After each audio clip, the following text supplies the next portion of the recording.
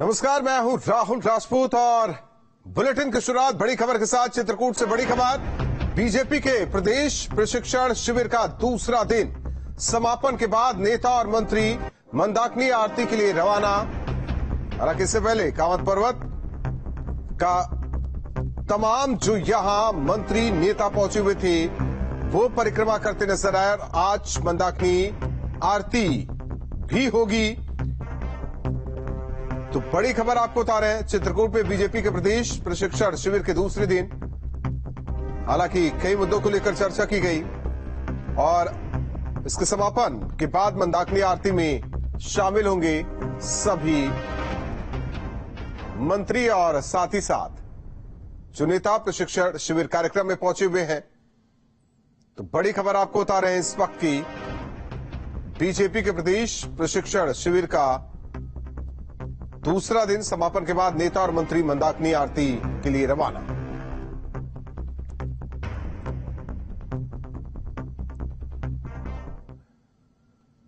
(2024) की तैयारियों में जुटी बीजेपी यूपी में अपने सबसे मजबूत दुर्ग बुंदेलखंड क्षेत्र के चित्रकूट में प्रशिक्षण शिविर कर रही है। शिविर का आज दूसरा दिन, सत्ता और संगठन के बीच चर्चा जारी है, तमाम चीजों पर मंथन हो रहा है।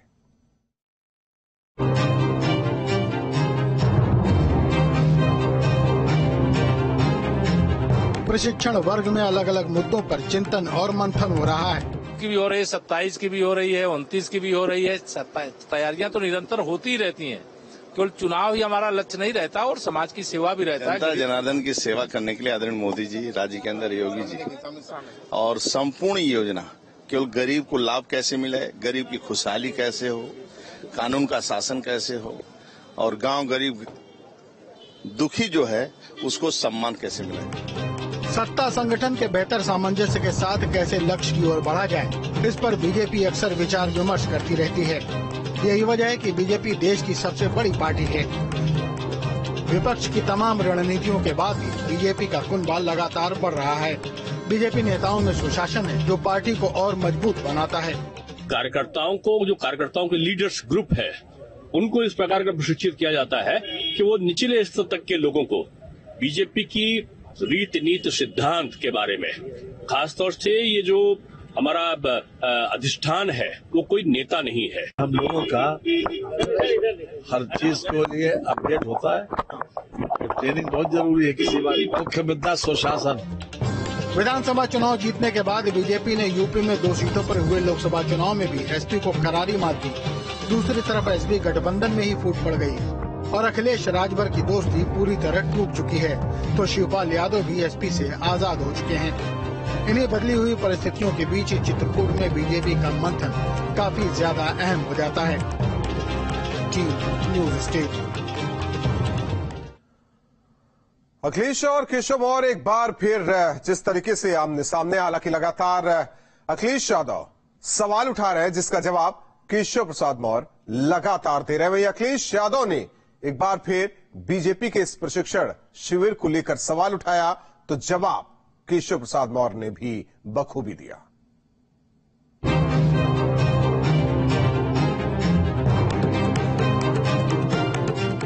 2024 की तैयारियों में जुटी बीजेपी यूपी में अपने सबसे मजबूत दुर्ग बुंदेलखंड क्षेत्र के चित्रकूट में प्रशिक्षण शिविर कर रही है। शिविर का आज दूसरा दिन है। सत्ता और संगठन के बीच चर्चा जारी है, तमाम चीजों पर मंथन हो रहा है, लेकिन अखिलेश शिविर को शायद पचा नहीं पा रहे।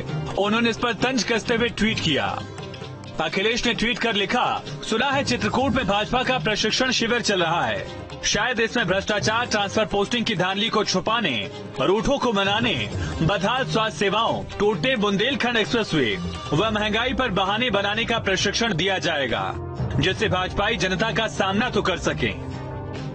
अखिलेश के इस तंज का माकूल जवाब भी मिला। बेहद संजीदा और शांत दिखने वाले केशव प्रसाद मौर्य को भी बोलने पर विवश कर दिया। अखिलेश यादव जी का इस समय चुनाव में हार के बाद, लगातार हार के बाद हार, थोड़ा ये मानसिक संतुलन थोड़ा बिगड़ा हुआ है, तो अच्छा से इलाज करा ले।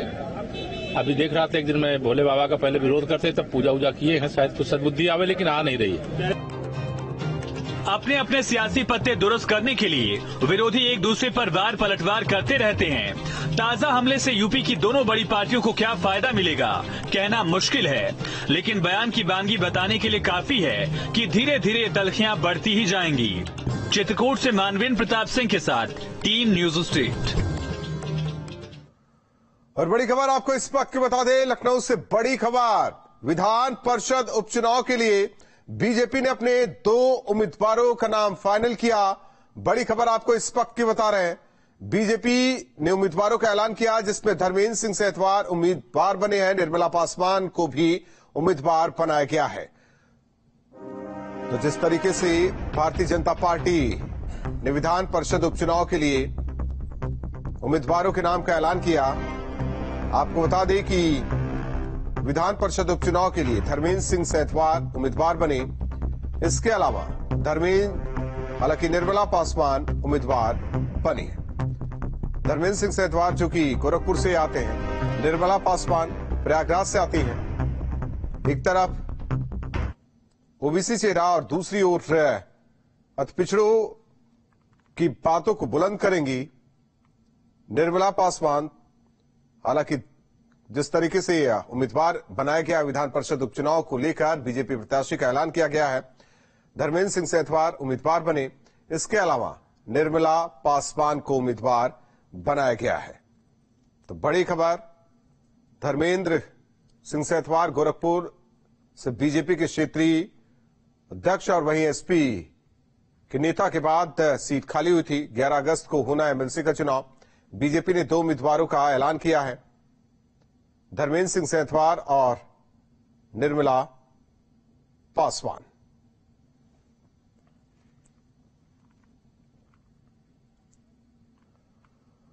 अखिलेश यादव और ओम प्रकाश राजभर की सियासी लड़ाई अब पोस्टर पर भी नजर आ रही है।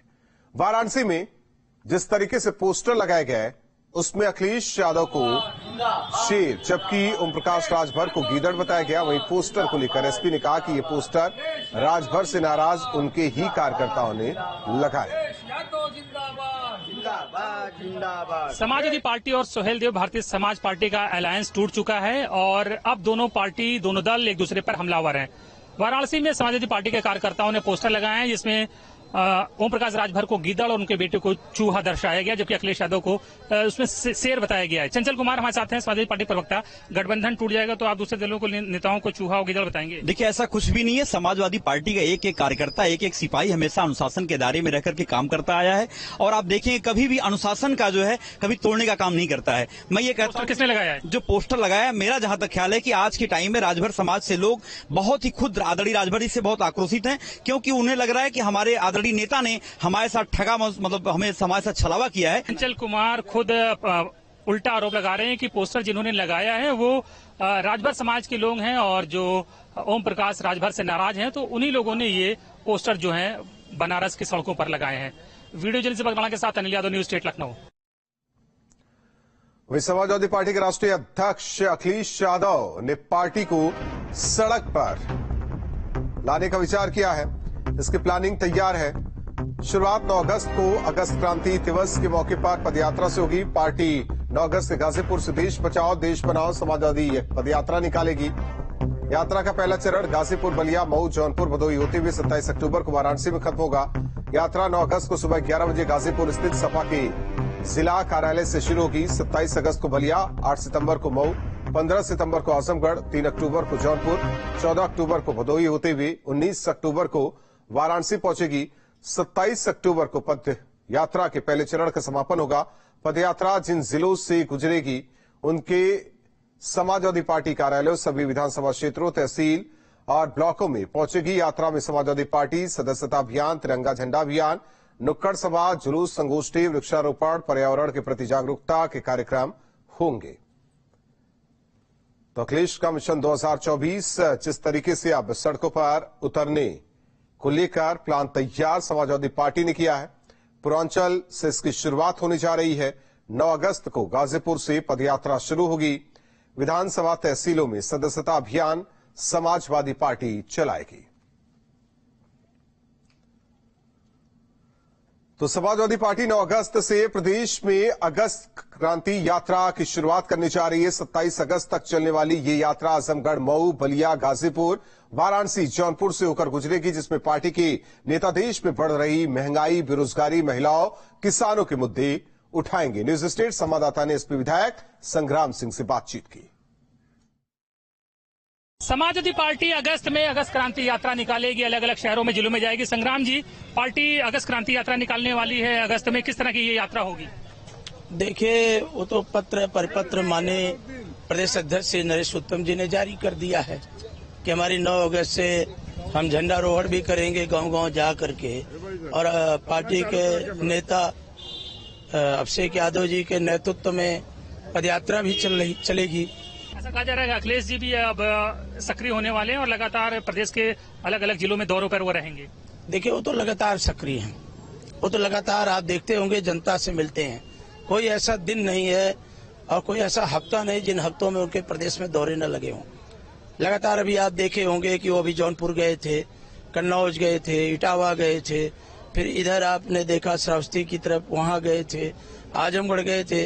तो लगातार उनके दौरे तो लगे हैं। रोज कोई दिन नहीं बचता जिस दिन वो जनता से मिलने का काम न करते हो। एक आखिरी सवाल, सुहेलदेव पार्टी और समाजवादी पार्टी में दुश्मनी एक नए आयाम लगातार छू रही है। आज बनारस में आपके कुछ कार्यकर्ताओं ने पोस्टर लगा दिया जिसमें ओम प्रकाश राजभर को गीदड़ और उनके बेटे को चूहा बता दिया। उसमें तो लोकतंत्र है, सबको अपनी बात रखने का हक है।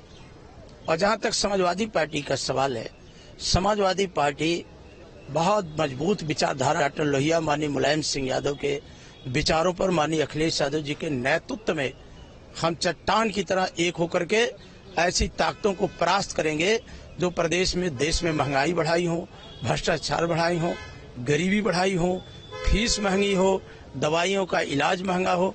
हमारा ऐसी ताकतों को लड़ के हराना हमारा मकसद है। वीडियो जर्नलिस्ट के साथ अनिल यादव, न्यूज स्टेट, लखनऊ।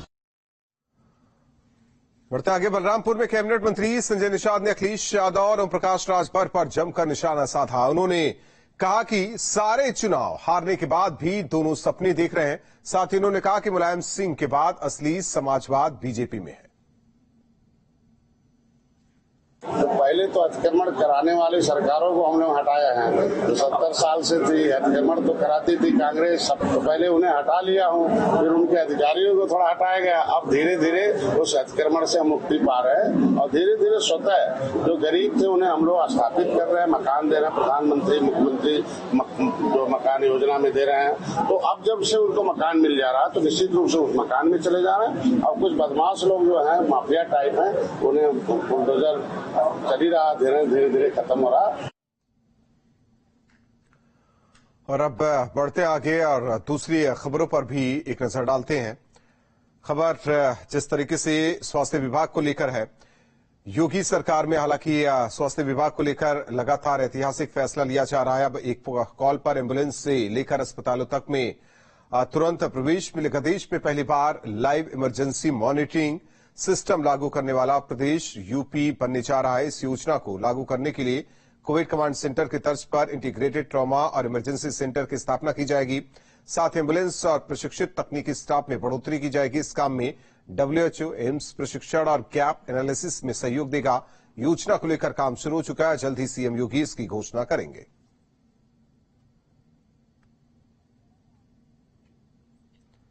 तो स्वास्थ्य सेवाओं में ऐतिहासिक बदलाव होने जा रहा है। अब यूपी में मरीजों को और भी बेहतर सुविधा दी जा रही है, जिसको लेकर WHO, एम्स की तरफ से प्रशिक्षित किया जाएगा। कॉल पर एम्बुलेंस तुरंत मिलेगी, इलाज भी तुरंत मुहैया कराया जाएगा। हालांकि अभी तक जिस तरीके से जो कमियां रही उसे दूर करने की कोशिश लगातार इस सरकार में जारी है। मरीजों को तत्काल सुविधा मिले, इलाज मिले, इसकी कोशिश की जाएगी। वहीं जो स्टाफ है, स्वास्थ्य विभाग का जो स्टाफ है, उससे WHO और एम्स की तरफ से ट्रेनिंग दी जाएगी। इंटीग्रेटेड ट्रॉमा सेंटर बनाए जाएंगे। इमरजेंसी सेंटर की भी स्थापना की जाएगी।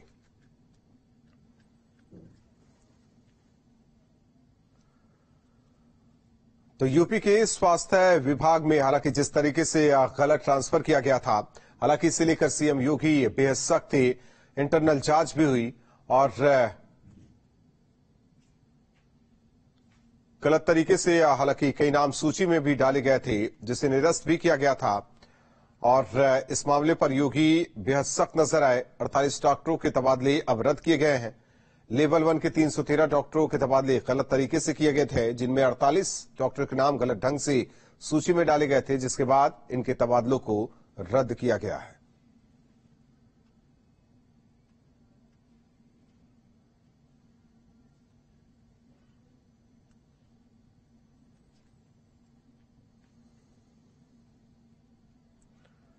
तो तबादले पर सीएम योगी हालांकि बेहद सख्त थे और ऐसे में अब तबादलों को निरस्त किया गया। 48 चिकित्सकों की ट्रांसफर को रद्द किया गया है। गलत तरीके से इन्हें उस सूची में डाला गया था। आयुर्वेद डेंटल विभाग के ये डॉक्टर्स जिनका ट्रांसफर किया गया था, हालांकि अब इसे रद्द किया गया है। इससे पहले डिप्टी सीएम ने भी सवाल उठाए थे। बड़ी खबर ग्रेटर नोएडा से, जहां एसटीएफ को बड़ी कामयाबी हाथ लगी। 18 चीनी नागरिक गिरफ्तार। हवाला कारोबार से जुड़े तीनों कब्जे से भारतीय पहचान पत्र बरामद। तो ग्रेटर नोएडा में एसटीएफ को बड़ी कामयाबी हाथ लगी। 18 चीनी नागरिक गिरफ्तार एसटीएफ की टीम ने की है। हवाला कारोबार से जुड़े हैं तीनों। तो बड़ी खबर आपको इस वक्त की ग्रेटर नोएडा से बता रहे हैं, जहां एसटीएफ को बड़ी कामयाबी हाथ लगी है।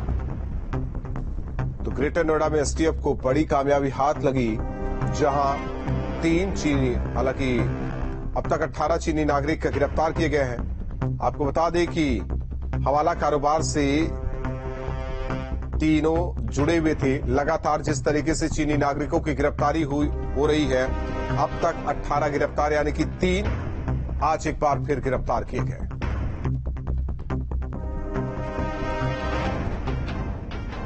यूपी में अवैध कब्जों पर लगातार बाबा का बुलडोजर जारी है। जिस तरीके से एक तरफ बुलडोजर अतिक्रमण हटा रहा है, वहीं अवैध रूप से कब्जेदारों पर भी बुलडोजर का वार जारी है। प्रशासन लगातार बुलडोजर चलाकर अवैध कब्जों पर कार्रवाई कर रहा। 3 तस्वीरें आपको दिखा रहे हैं। बुलंदशहर, मेरठ, कानपुर, जहां अवैध निर्माण पर बुलडोजर चला कब्जा मुक्त किया गया। पहली तस्वीर बुलंदशहर की। 28 बीघा क्षेत्रफल में बसाई जा रही 3 अवैध कॉलोनियों पर बुलडोजर चला। मेरठ में सिवाया टोल झाल ढाबे के पीछे बनाई जा रही अवैध कॉलोनी पर एमडीए की टीम ने बुलडोजर चलाया। कानपुर में भी शहर के प्रमुख चौराहों पर नगर निगम ने अतिक्रमण अभियान को हटाने के लिए पूरा काम धाम किया और यहां फुटपाथ पर लगी दुकानों को हटाया गया। तो 3 तस्वीरें बुलडोजर वार की। जिस तरीके से बुलंदशहर में कॉलोनी और मेरठ में कॉलोनी बसाई जा रही थी, जहां बुलडोजर से वार कर अवैध रूप से बसाई जा रही कॉलोनियों के निर्माण को तोड़ा गया। वहीं कानपुर में फुटपाथ पर जिस तरीके से कब्जा किया गया था, नगर निगम की टीम ने बुलडोजर से कब्जे को हटाया। कानपुर नगर निगम ने शहर के प्रमुख चौराहों पर अतिक्रमण हटाओ अभियान चलाया, जिसके तहत बुलडोजर के जरिए अतिक्रमण को हटाया गया। बड़ा चौराहे से शिवाला रोड पर यह अभियान चला। जिन दुकानों ने अवैध तरीके से फुटपाथ पर कब्जा किया था, उस पर बुलडोजर चला। निगम ने कार्रवाई के दौरान कई दुकानदारों के सामान भी जब्त किए।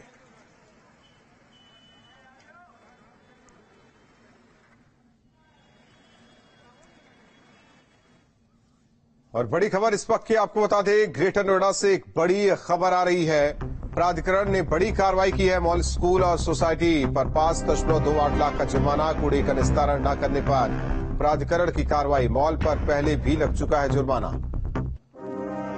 बड़ी खबर आपको बता रहे हैं इस वक्त की ग्रेटर नोएडा से। प्राधिकरण ने बड़ी कार्रवाई की है।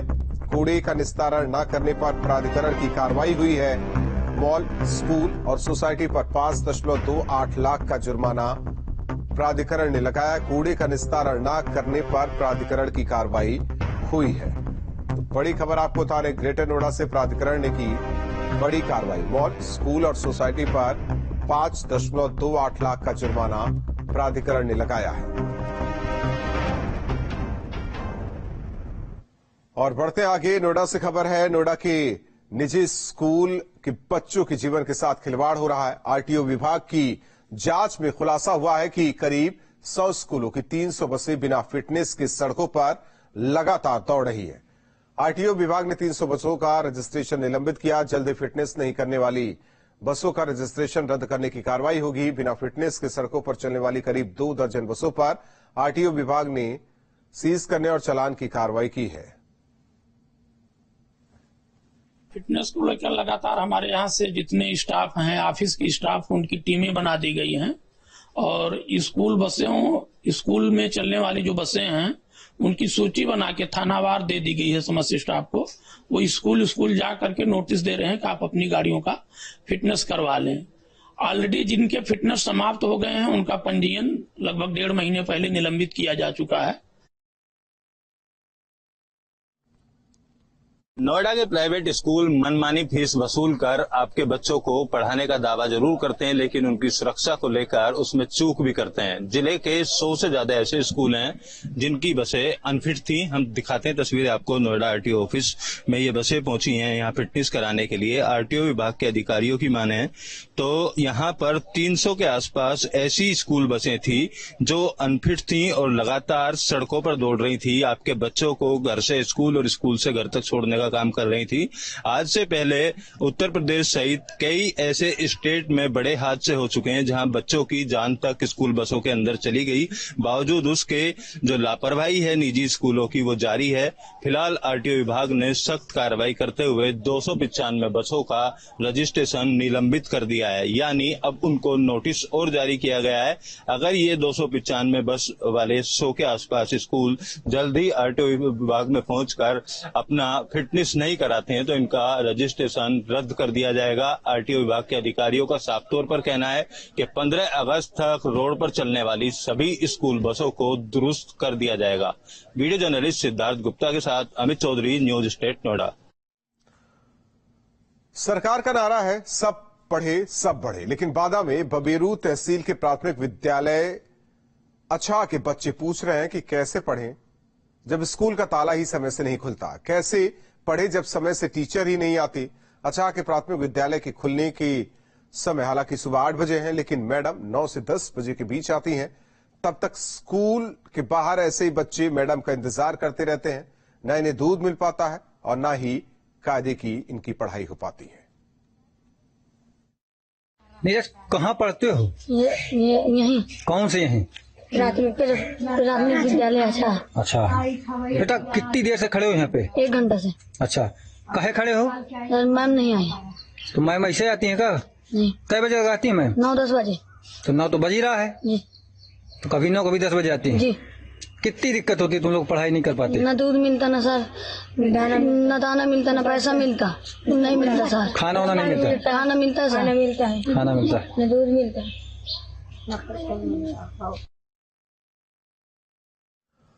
और यहाँ रुकते कुछ पलों के लिए खबरें जारी।